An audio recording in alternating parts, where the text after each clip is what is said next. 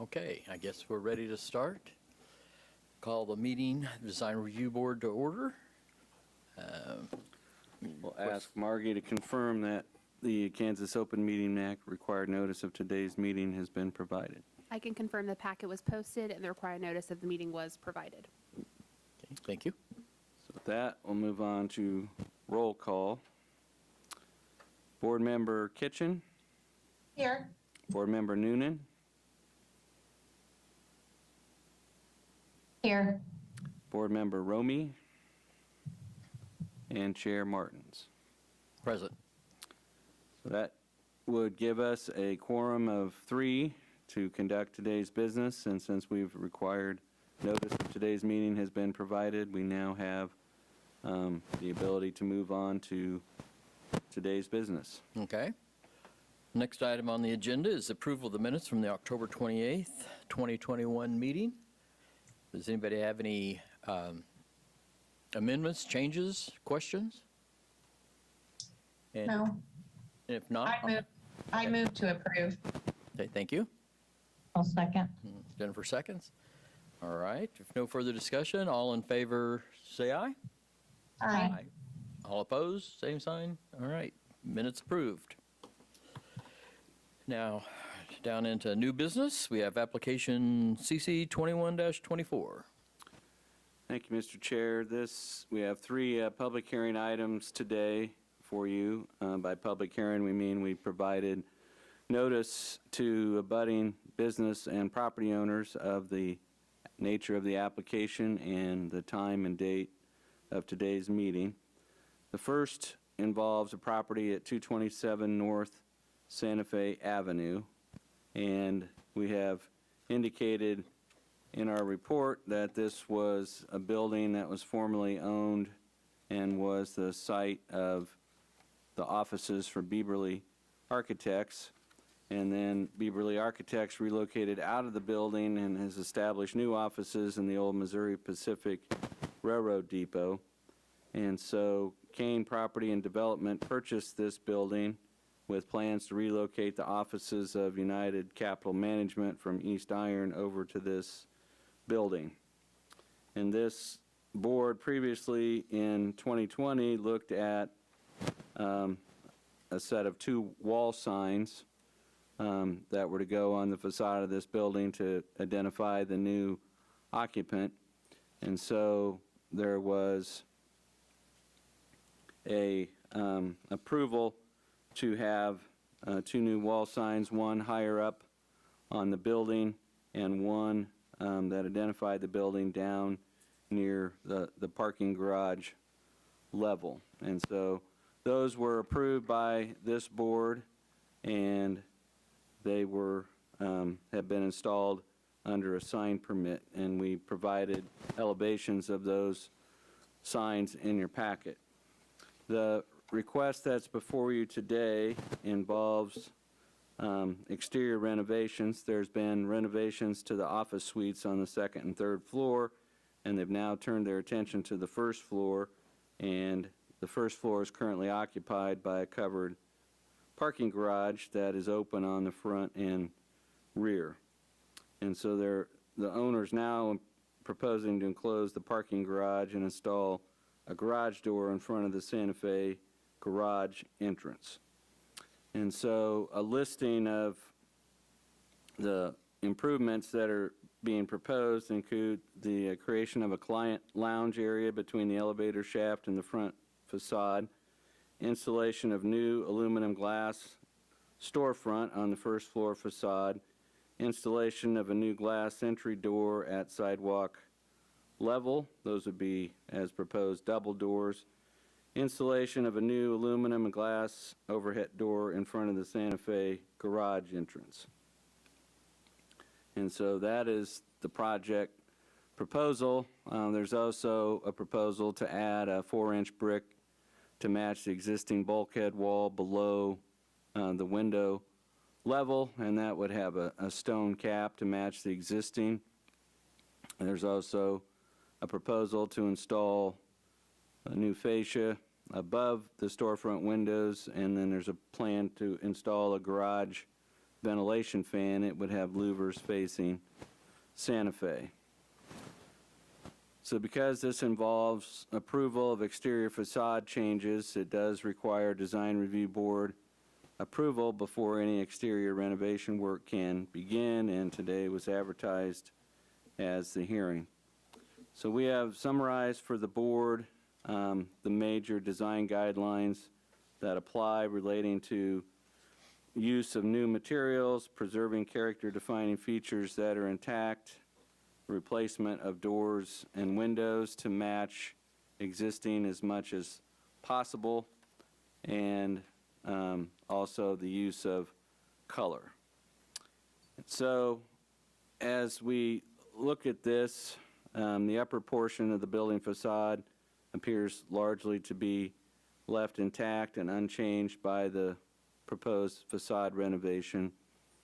The actual age of this building is not clear from the records. The storefront windows and the garage door appear to be consistent with other downtown storefronts, except in this case, many of the garage doors that we've looked at have come down to a bulkhead and haven't come all the way down to ground level because they're not designed for vehicle entry. But this garage door will be designed for vehicle entrance and exiting. And so from that standpoint, our primary concern is visibility for drivers heading out onto Santa Fe Avenue. Today, it's relatively open below the bulkheads, and so there's openings where you can see out to oncoming cars and oncoming pedestrians on Santa Fe. And so since this door would extend right out to the right-of-way line, it would make it difficult for vehicles heading out to see pedestrians in advance, as well as some difficulty with seeing southbound vehicles on Santa Fe. This could possibly be addressed by installing mirrors on the exterior of the garage opening to assist drivers exiting the garage. And so, as staff reviewed this, our primary focus was on the materials and the colors and the consistency with what's around it in the area. But we have done an additional site visit. We did a more detailed review of the plans. We did some field measurements. And so Dustin has a supplemental report that we're going to put up and just kind of walk through. So in addition to the question about visibility and the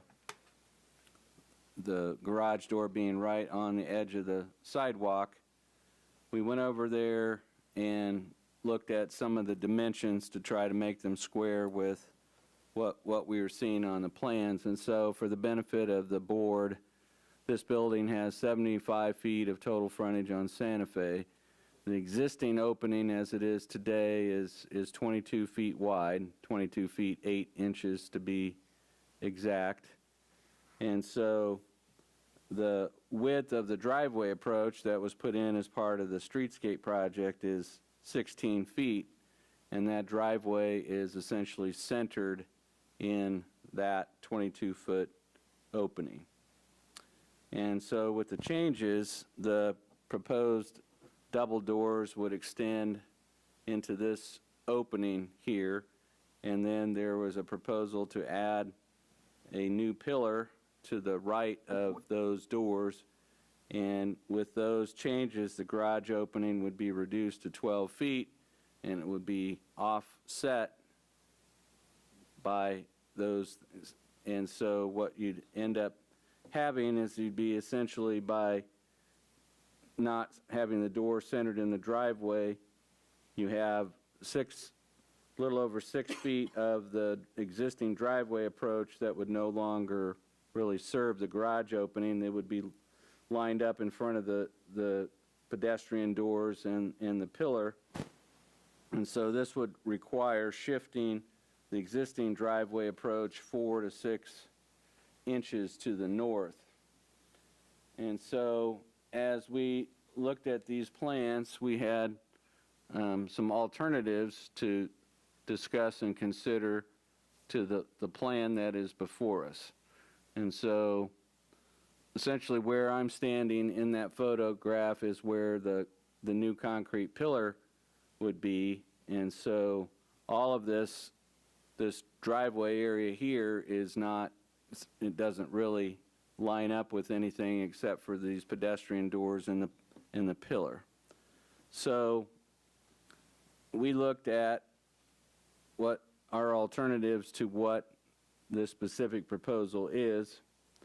And so one alternative we came up with was to require the double doors to be relocated south of the concrete pillar, south of this pillar, and to have them enter into the lobby area instead. That would allow the 22-foot 8-inch garage door opening to remain as is, which would allow the driveway approach to remain as is and allow for two-way traffic. A second alternative would be to direct the applicant to reduce the double doors north of that existing pillar to a single width door and eliminate the proposed new concrete pillar. That would reduce the garage door width from 22 feet 8 inches to around 18 feet. And if that were done, that would allow the existing driveway approach to be maintained as is. The third alternative would be to approve the applicant's facade redesign as proposed, but subject to a condition that the property owner would have to relocate the Santa Fe Avenue driveway approach to line up with the redesigned garage opening, and that would have to be done at the property owner's expense, and that would require obtaining a right-of-way concrete permit in coordination with the city's Public Works Department to ensure that the North Santa Fe streetscape is not damaged.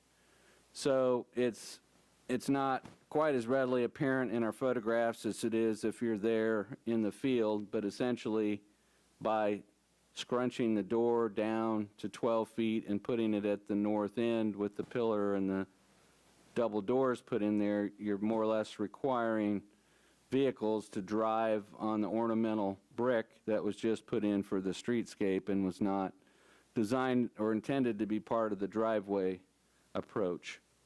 And so that, if the design for the double doors and the pillar and the reduced garage size is something that the board wishes to approve, that could be done, but we wanted to make it clear that that would necessitate the building owner having to work with Public Works to relocate and reconfigure that driveway approach that was just put in as part of the streetscape. A fourth alternative would be to postpone consideration to allow additional design to be put forward for your consideration. But we wanted to be, make sure that we did our field measurements, and at first it wasn't clear that the double doors and the pillar, it first appeared that the pillar in the elevations was a pillar that was already there, and then we realized that the pillar would go in essentially right where I'm standing there with double doors there. So our first alternative would be to take these double doors and move them over here and leave this as it is. The second alternative would be to reduce it to a single width door and eliminate the pillar. The third alternative is to approve it as proposed with a 12-foot door, the double doors and the pillar, but it's going to require that this portion of the driveway approach be reconfigured. So I think with that, I will pause and see if the board had any questions generated by our report or anything that you might have seen if you conducted a site visit or reviewed the plans on your own. Have we visited with the owners about these options? We sent the the supplemental report to them at the meeting. We also have it handed out here, but we didn't conduct our measurements until today because we Okay, so I didn't just didn't really, know if they'd it had a didn't chance to really review the register options. that we needed to go confirm some of those dimensions, because in our initial review, we focused on materials and colors and the design, and it wasn't till it dawned on us that that was a shifting and a reduction of the entrance into the building. The other thing that occurred that we were not aware of is that the opening that's on the west side that used to be available to drive out of got filled in. Oh, And so you can't drive out the west side of the garage anymore, and staff was not aware of that. okay. All right. Is there a representative here from the, Well, first, I would see if any of the board members have any questions about our reports or any of our measurements or dimensions that we took. I do have a question or two. So the pavers that are the inset, I'm assuming because they were put into a pedestrian area, would they be damaged with traffic or, cars moving across those? We consulted with Public Works, and the brick pavers were not designed or reinforced to be subject to the weight of vehicles driving over them.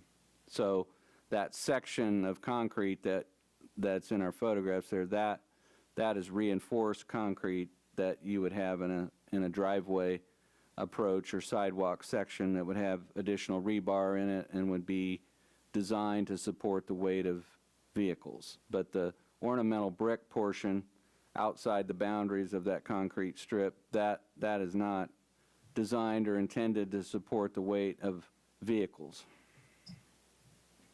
Can you give me the approximate measurement from that, in the large opening you're standing in that image, from that north pillar to where the paver starts? Like, how many feet is that? It ranges from in the neighborhood of 3 to 4 feet. The opening is 22 feet wide, and the approach that's paved with concrete is 16 feet wide.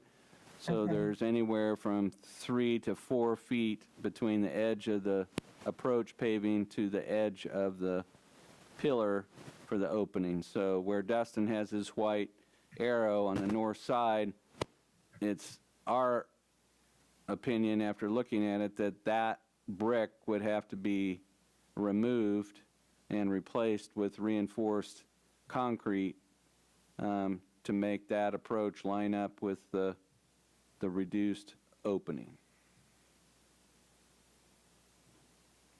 Okay, that answers my questions. I would like to hear from the owner or the representative if, I'm done on my end.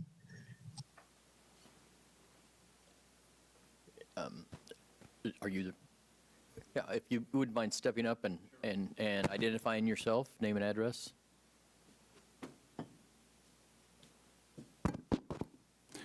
My name is Ken Bieberly. I'm an architect and one of the original owners of the building, and I'm here to answer any questions you may have. Okay. Have you had a chance to review the supplement and discuss it? I have not discussed this with the owners as far as the brick matter, no. I have not talked to them about it. Okay.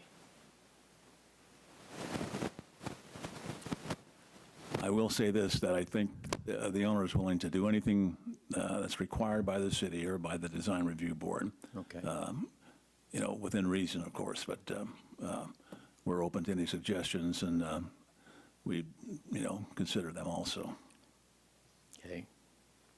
Well, I think, the issues or the ideas that the staff, Dean, has presented are reasonable. I mean, as far as, something needs to be adjusted there. My own personal thought is I'd like to hear more, like, which one of these options seems more agreeable to ownership, as opposed to, I might offer a suggestion, and I don't know how long it would take, but option 4, okay, we go back and present something that would be probably more acceptable as far as not having to worry about the brick. okay. I'm not speaking for the owner when I say this, but that's what I would recommend. I mean, that seems to me, if I was the owner, I'd want to have an opportunity to review it and make my own choice on what direction you just. One of the most concerns the agreeable. owner has is that security, and that's why they're enclosing the entrance on the alley. That was never originally, it was intended as an entrance exit, but that was not the case. There's not enough room for that to be a legitimate exit or entrance for that matter. So really, there's only one entrance and exit, and that's out of the front of the building. There's not that much storage of cars in there now. It's, we don't need a 24-foot wide entrance into it, but we could work very easily with a 12-foot entrance and maybe center it on the pavement. So, but I would like to present that to the owner and let him. Decide. Right.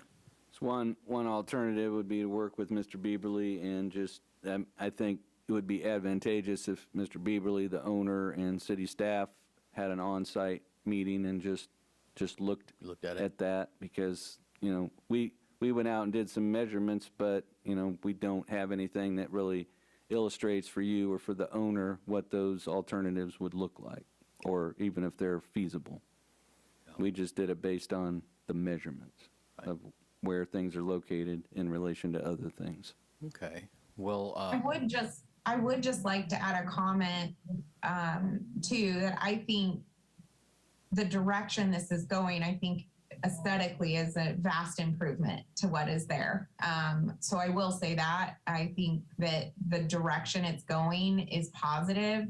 I do have major concerns, particularly because one of the crosswalks is right there. So there's a lot of pedestrian traffic that will face that entrance. And I think the more it lends itself to either what is there already in the streetscape, or that the streetscape is amended to work with a future drawing, I think would be important.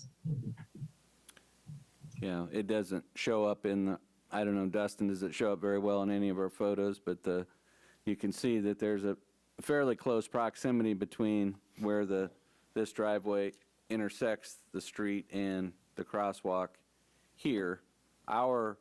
And there haven't been many comments about, but I didn't know what the board, if they wanted to give any direction or any thoughts about the ideas of installing mirrors or anything on the outside wall, so somebody coming through the open garage door would have a chance to look at those to see up and down the sidewalk, if the board sees any merit to that as something to, when you take an opening and make walls and a solid door, if the board thinks that that's something that should be considered.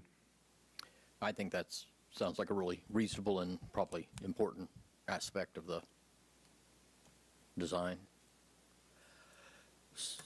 One thing too is that the owner would like to accomplish this as soon as possible, and give me a timetable as far as if we go back and present something that's incorporates everything we talked about today that the owner agrees to. Okay, I'll turn that back to Dean on that. Okay. So the two options we have is dependent on the availability of our board members. On our expanded schedule, there would be an opportunity for a follow-up meeting on the 23rd, which is the day before Christmas Eve, but is a business day. And if we can't get a quorum, or if that's not workable to the applicants, then the next meeting after that would be the second Thursday in January, which I believe is the 12th, but I'm not positive. What about the 30th of December. That'd be the third Thursday. Did you say that?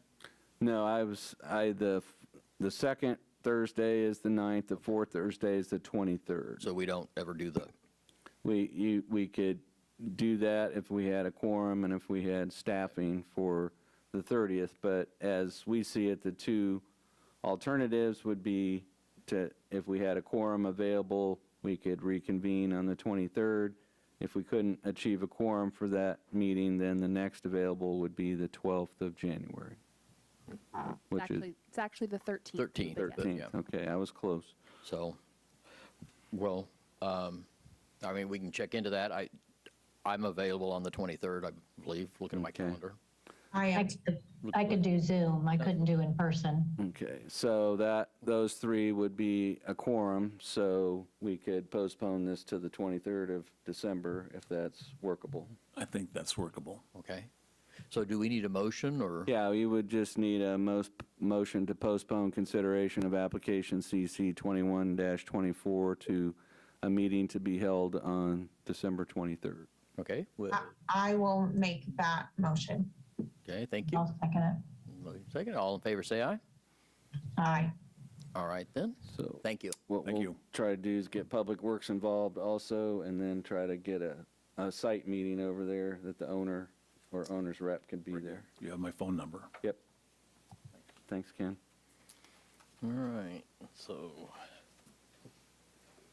next item is, So our next item is, I don't know, I'll have to check with Dustin. Do we have a representative on leaves online, or or, you're for Anthony Davis, right? It doesn't look like we have a representative for item 3.2 yet. We do have a person for 3.3, I believe.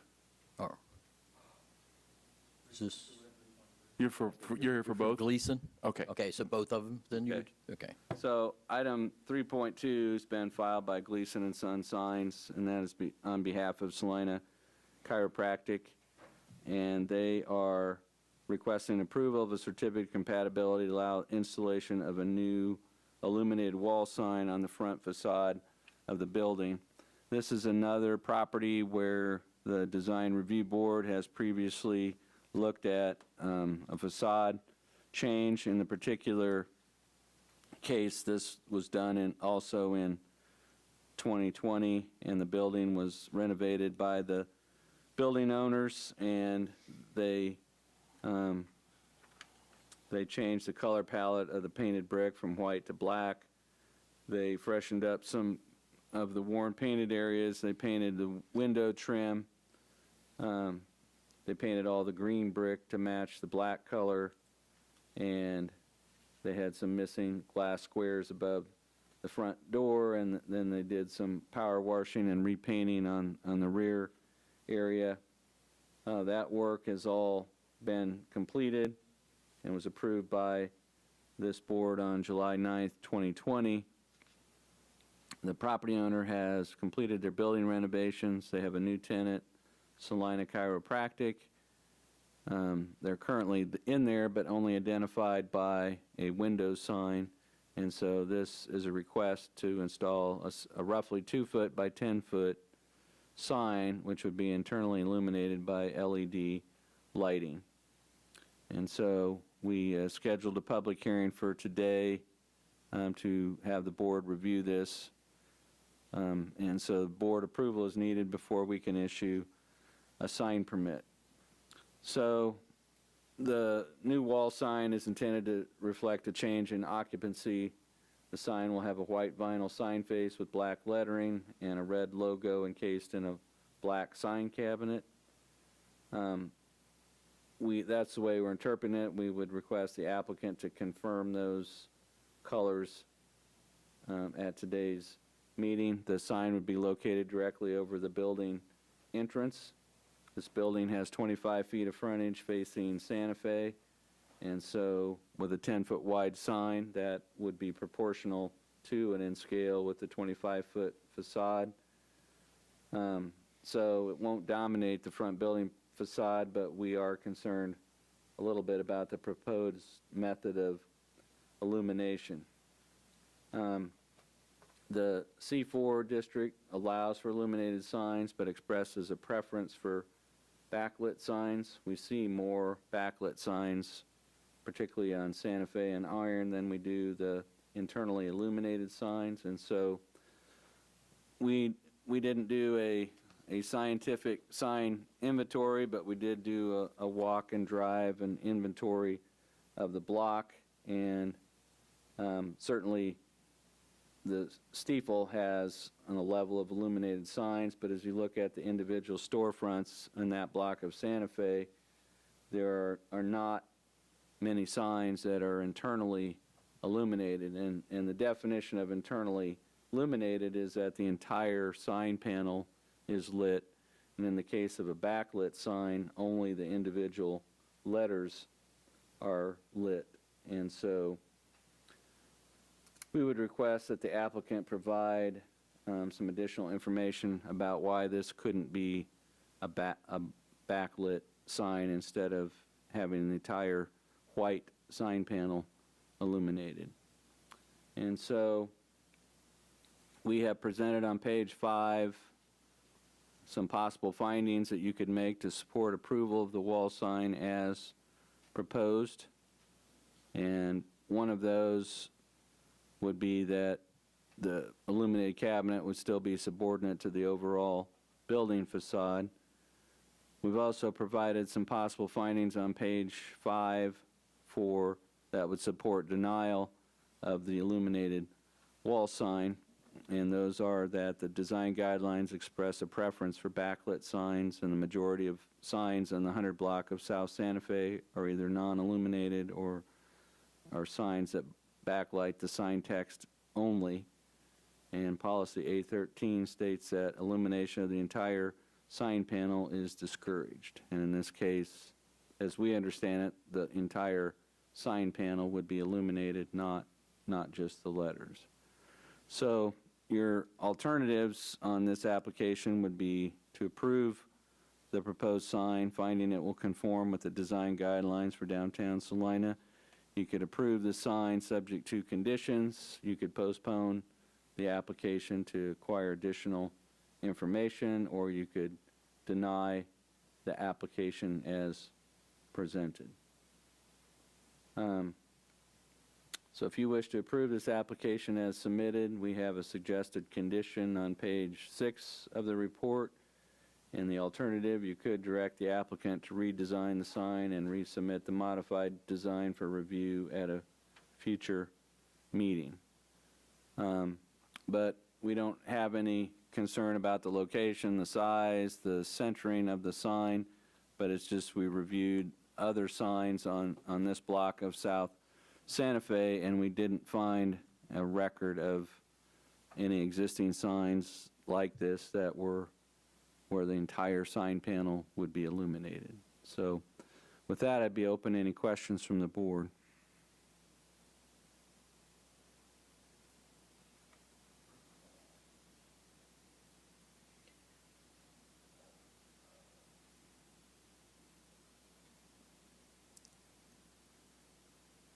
I guess I have more questions based on the actual sign design and the nature of it, which may be better directed at the representatives Okay.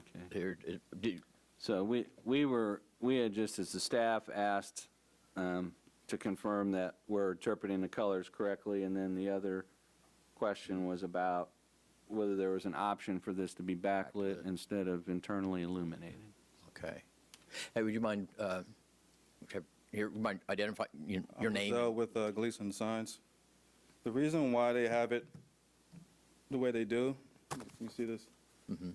There's glass in the middle of that building, so we can't screw anything in the middle of that. They just painted it black. Oh, okay, so behind that is all. Yeah, I behind gotcha. that. So the top and bottom is brick. So we have to mount it on the brick, on the top part of the brick and the bottom part of the brick. So, all right, did y'all understand that, Jennifer and Katie, that, on that, what he's saying, So there's no space behind the sign to backlight to it? do the backlighting? No. Okay. Because those are glass panels or glazed panels. Okay. Now, as far as the sign that's up, I mean, is that like a box with a panel in front of it, in the front, with it has this line of chiropractic stuff on it? I mean, there's a large box with just a panel in It's a front? box, it's internally illuminated, so Right. everything is contained within that box. Right. So about how deep is that? Just if you're going to, Oh, let me see if I have it here. Maybe 5, 6 inches. okay, that's what I kind of guessed, but I just wanted to, you know, and, all right. Yeah, I don't have that information in front of me, but I think it's Around, yeah, that it's not ballpark, very that's deep, good enough. no. I might ask Dean and staff, our idea on the backlighting, I understand in general, is the idea that it's too bright, though, when the whole sign is lit up? Is When- that kind of the idea? Yeah, I mean, part of it just goes to the character of the downtown and consistency. If you're on South 9th Street and you have a business in the Galaxy Center that's 100 feet away from 9th Street, then having an internally illuminated sign is perfectly in character with the surroundings. But I looked at all the signs on that Right. block face, and I just didn't see many. So having a white sign panel that's internally illuminated will seem, we'll just say it will stick out compared to Right. what's around it. And I guess with that, then I might say, because the white would be bright illuminating, is there Right. Unless a way to soften that? We could reverse. Yeah, I was going to reverse say the like a colors reversing and color, a have a darker black panel background with with the white lighter lettering. letters? Yeah. Would that be, That would be up to them in terms of. if, assuming they are agreeable, but that, in your design business, though, It as would far still as, be legible, it would be all, Yeah. yeah, it'd still be a good sign. but it wouldn't be as bright because of the white. It's So it wouldn't be quite, gone, yeah. yeah. Does that help abate some of the, Yeah, it's just that when you have a white sign It's just a face big that's white, yeah. internally It's illuminated, you glowing just and have, it's- we review a lot of signs, we're not sign experts, but in some ways, the brightness of the cabinet could detract from the letters that are within it. But too, but again, it's just that it's- this section of Santa Fe is not, it's not as brightly lit as South 9th or a commercial Right. corridor, so we would, just an internally illuminated white sign cabinet will call attention to itself more. so, but reversing that, for instance, would help the aesthetics, the It would downtown help the aesthetics. spill from the In my mind, it does, cabinet but, yeah. and panel itself. I mean, obviously, the whole point is to identify the business and Mm-hmm. to clearly identify that that's Salina Chiropractic.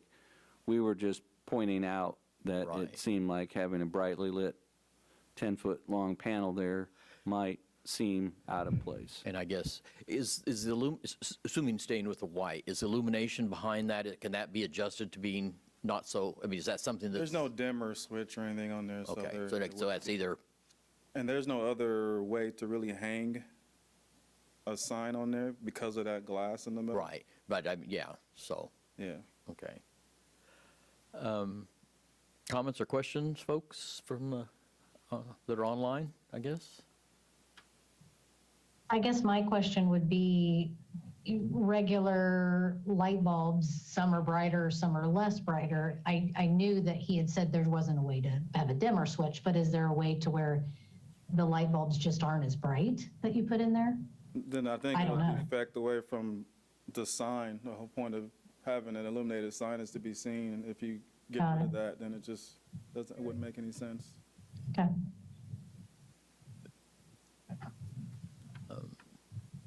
But I think making it black, because it's already painted black, it The would building, yeah, blend in the- a lot better, Yeah. definitely. Okay. I guess from the board discussion.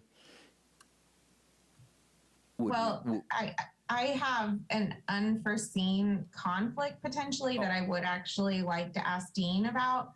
The representative I actually have a relation to and didn't know that he was going to represent these applications and didn't know if I should abstain. I don't think, I think you might you might have a slight bias, but that would not rise to a conflict of interest as long as you, in your mind, think you're looking at this objectively.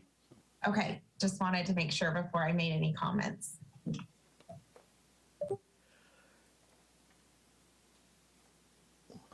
Well, my thought is that we ask if they'd be interested in, if the, you know, the business owner would be interested in doing like a reverse lighting, someone to adapt that so it's not quite so stark, you know. Right. What it doesn't necessarily, to be, I don't know that necessarily has to be black and white reversed, but if there, something else just to, what do you call it, the negative space out there, that it be in a softer, Right, I think if we just flip the chiropractic, Sonic chiropractic to white and the background to black. Black. You can leave the logo red and it has like a silver spine yeah. whole deal to it, so I think it'll work just fine. okay. So would we like, I'll ask the board members, would we like to approve based on that? Or do we want them just to come back after they've discussed it, or I'm good with, personally, I'm good with approving it based on a reversed, and then if they don't approve of that, they could come back. I guess the way it could be done is if you wanted to make that as your motion and we communicated that, and if for some reason the business owner thought that that was not a viable solution, then we have the meeting on the 23rd to come back To. for if they want to request a reconsideration. Okay. So, but I mean, that, your option, you still have an option to approve the sign as submitted, Right. or you could approve it subject to reversing the black and white aspects of the sign panel. Well, okay. Before we get into any motions, I would just like to confirm for the record that we do not have anyone from the public either in the room at the meeting or online from the meeting, just so that's understood. Okay, thank you. All right, would someone like to make a motion? I'll make a motion that we approve on the guidelines that they're going to flip the colors, and if they, want to make any changes from that, they would just reapply for the 23rd meeting. Okay. Is there a second? I would second that. Okay. Moved and seconded. All in favor, aye? Aye. Aye. Aye. All right. Motion carried, and We'll communicate that, and then you can communicate that to the owner, and Okay. if they take exception to that, then we can come back here on the 23rd and rediscuss it. discuss, yeah, if they have an alternative they'd like to present, All right. that would be great. Thank you. You want me to stay up here for the next one, or?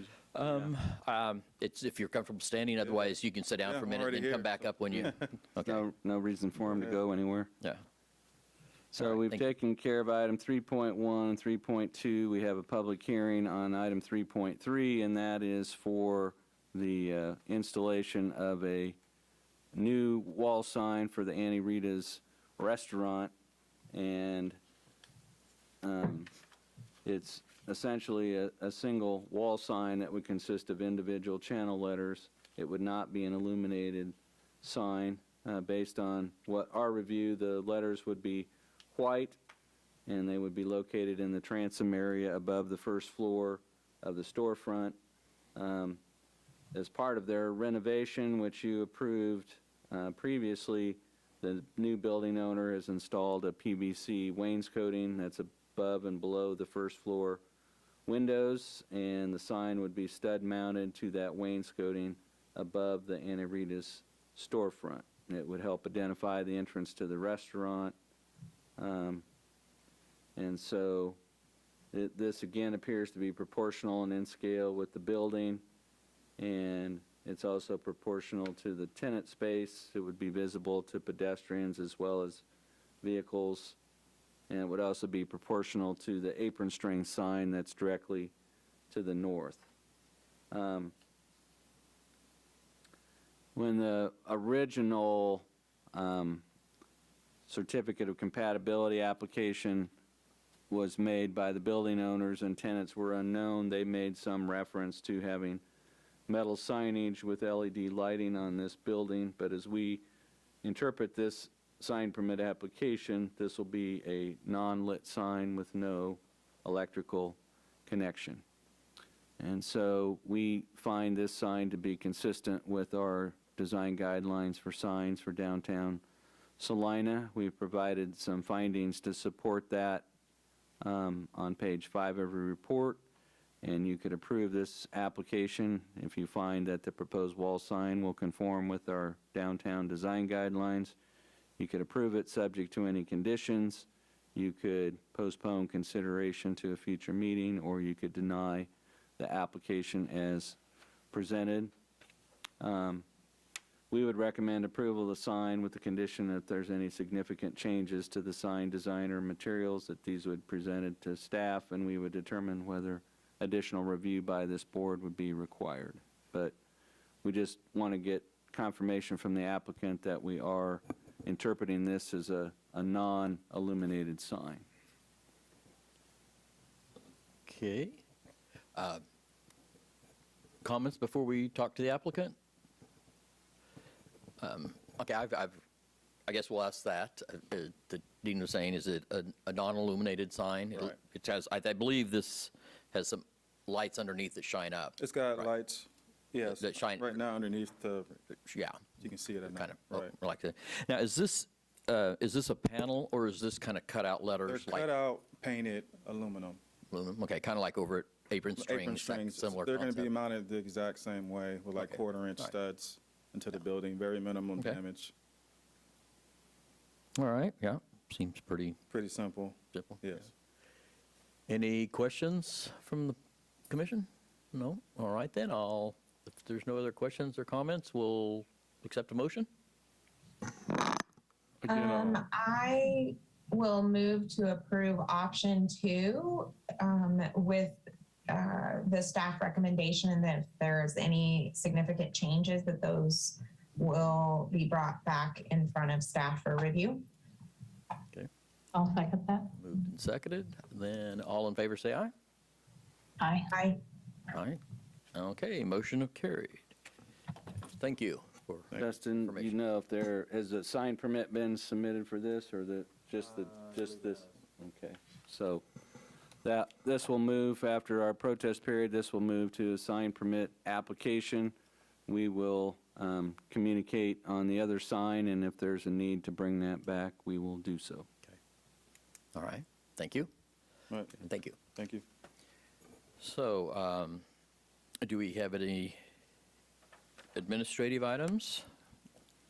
Discussion items? I guess I would just provide an update. You've seen that the stage from the Campbell Plaza has been relocated. There's a permit issued for that, so what you'll be seeing now is just the permanent anchoring, some aesthetic improvements in terms of the back of the stage, and some wrapping. The parking lot will have to be reconfigured to make it work with the stage configuration. And then the Salina City Commission has approved your recommendation for the sidewalk, now more officially Campbell Plaza dining area for Prickly Pear. And then there was a separate agreement that was approved to allow the grease interceptor for the restaurant to be located in a planter in Campbell Plaza. That's similar to what was done with the Barolo Grill, where the Barolo Grill has their grease interceptor out in a planter in Strand Plaza. So with large restaurants that need grease interceptors, things get really tight, and with all the public ownership around the buildings, that has emerged as a better option for them. And so a grease interceptor is essentially buried, and it has a manhole on the top of it, so most people going by aren't going to know that there's a grease interceptor buried in the planter. But Good. so you should start seeing some activity over there in terms of getting the Campbell Plaza restored back to a plaza. Okay, thank you. So I didn't know if any board members had any other questions about progress reports or anything related to downtown projects? I guess I do. About forgot that. 119 South Santa Fe, there had been work on a storefront there. Somebody's redoing a new storefront that has been torn out, and then they've started and they stopped, even so much as the tile on the ground is only halfway over. So I didn't know, is that something we're aware of? I don't think it's something, I'd have to go back and, It's- it sounds vaguely familiar that it was something It's that came before this It's board. immediately to the south of the tattoo parlor there, and I think Okay. between the tattoo parlor and the coin shop, I believe. Okay. Or not coin shop, I'm sorry, the Framing Matters, coin shop. Okay, so Yeah, isn't that the one that was the hair salon, the Hive or something that the we Hive, approved? yeah, so we have I believe that's 115, isn't it, Dustin? Okay, we already approved that. It's probably when I was gone, sorry. Okay, the- Yes, we did. Ignore me then. The Hive was a hair salon, Okay, and they have it can only be described as a very hivey, bee-themed yeah, okay. front facade. Ignore And me. I that's usually at- try That's to, at 115, and then the prickly pear is at 123, and they've Yeah. done a lot of gutting to that building. I usually try to read the parts when I'm not here, but I must have missed that, so never mind. Yeah, so the Hive did get approved, and we've issued a permit, and that's a work in progress, as is the prickly pear. All right, But we would just point out, you can see from your agenda that the last item on today's agenda was CC 21-26. We've looked back, and the Design Review Board has never had 26 cases Oh. come before it in 1 year. So you've been kept pretty busy with multiple items and multiple meetings, and so right now you are our busiest board that we work with, so. Good. Which is a good sign for downtown. downtown, yes. It sure is.